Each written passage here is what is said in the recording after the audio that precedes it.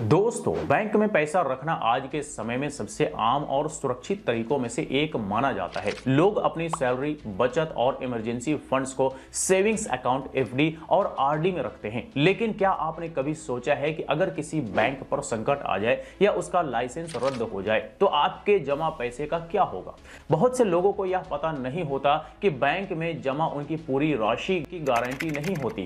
भारत में जमाकर्ताओं की सुरक्षा के लिए एक विशेष व्यवस्था है जिसे deposit insurance and credit guarantee corporation यानी कि DICGC कहा जाता है। यही संस्था यह तय करती है कि बैंक डूबने की स्थिति में आपको कितना पैसा वापस मिलेगा, यानी कि यहीं पर DICGC आपकी मदद करता है। तो DICGC है क्या, पहले इसके बारे में जानते हैं।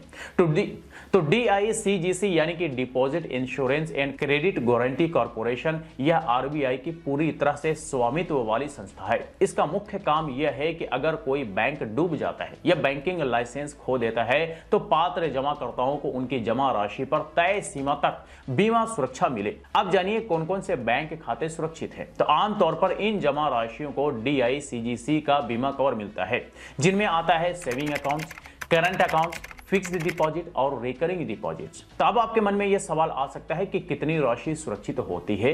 तो वर्तमान नियमों के अनुसार DICGC प्रत्येक जमाकर्ताओं को प्रति बैंक 5 लाख रुपए तक का बीमा कवरेज देता है। इसमें मूलधन यानी कि प्रिंसिपल अमाउंट और उस पर मिलने वाला ब्याज यानी कि इंटरेस्ट दोनों शामिल होते हैं। उदाहरण के लिए यदि किसी बैंक में आपके बचत खाते में 3 लाख रुपए हैं, FD में 1.5 लाख रुपए हैं, ब्याज मिलाकर के कुल राशि 4.8 लाख रुपए होते हैं, तो पूरी राशि बीमा के तहत सुरक्षित रहेगी। लेकिन यदि कुल राशि 8 लाख रुपए है तो DICGC का बीमा कवर अधिकतम 5 लाख रुपए तक होगा। बाकी 3 लाख पर DICGC की गारंटी नहीं होगी। अब सवाल बनता है कि क्या एक बैंक की अलग अलग शाखाओं में पैसा रखने से फायदा होगा? तो इसका जवाब है नहीं। यदि आपके एक ही बैंक की कई शाखाओं में खाते हैं तो सभी बैंकों की राशि जोड़कर बीमा सीमा तय की जाती है। उदाहरण से समझे कि शाखा A में बचत खाता 2 लाख रुपए है, शाखा B में FD 2 लाख रुपए की है और शाखा C में RD 2 लाख रुपए है, तो कुल मिलाकर के 6 लाख रुपए हुए। तो ऐसी स्थिति में DICGC केवल 5 लाख रुपए तक की ही सुरक्षा देगा। तो अब इसी पर आपका दूसरा सवाल यह हो सकता है कि अगर अलग अलग बैंकों में पैसा रखा जाए तो क्या इसका फायदा होगा? तो बिल्कुल इसका फायदा होगा। DICGC का कवरेज प्रति बैंक लागू होता है। मान लीजिए बैंक A में 5 लाख रुपए हैं, बैंक B में 5 लाख रुपए हैं और बैंक C में 5 लाख रुपए हैं, तो तीनों बैंकों में आपकी पूरी 15 लाख रुपए की राशि बीमित मानी जाएगी, क्योंकि हर बैंक के लिए अलग अलग 5 लाख रुपए की सीमा लागू होती है। यही कारण है कि बड़े निवेशक अक्सर अपनी राशि अलग अलग बैंकों में बांट कर रखते हैं। अब जानते हैं कि संयुक्त खाते यानी कि ज्वाइंट अकाउंट का क्या नियम है। तो DICGC एक ही अधिकार और क्षमता यानी कि same right and same capacity के आधार पर बीमा देता है। उदाहरण के लिए समझिए कि व्यक्तिगत खाता, पति पत्नी का संयुक्त खाता, साझेदारी फर्म का खाता, ट्रस्ट का खाता, इन सभी को अलग अलग क्षमता माना जा सकता है और प्रत्येक श्रेणी पर अलग बीमा सीमा लागू हो सकती है। इसलिए कुछ मामलों में व्यक्ति कानूनी रूप से अधिक बीमा कवरेज प्राप्त कर सकता है। अब सबसे बड़ा सवाल कि अगर बैंक डूब जाए तो पैसे कब मिलेंगे? तो अगर RBI किसी बैंक पर कार्रवाई करता है या बैंक का लाइसेंस रद्द करता है और DICGC की बीमा व्यवस्था लागू होती है तो पात्र जमाकर्ताओं को बीमित राशि का भुगतान किया जाता है। आमतौर पर यह प्रक्रिया में थोड़ा समय लगता है। बैंक जमाकर्ताओं की जानकारी तैयार करता है, यह जानकारी DICGC को भेजी जाती है। DICGC पात्र दावों की प्रक्रिया करता है, फिर जो है पात्र जमाकर्ताओं को बीमित राशि का भुगतान किया जाता है। 2021 में कानून में बदलाव के बाद पात्र जमाकर्ताओं को 90 दिनों के भीतर भुगतान की व्यवस्था की गई है। हालांकि वास्तविक प्रक्रिया संबंधित बैंक और मामले की परिस्थितियों पर निर्भर कर सकता है। अब जानते हैं कि भारत में कितने बैंक DICGC के तहत आते हैं। तो मार्च 2025 तक कुल 1982 बैंक DICGC के तहत बीमित थे।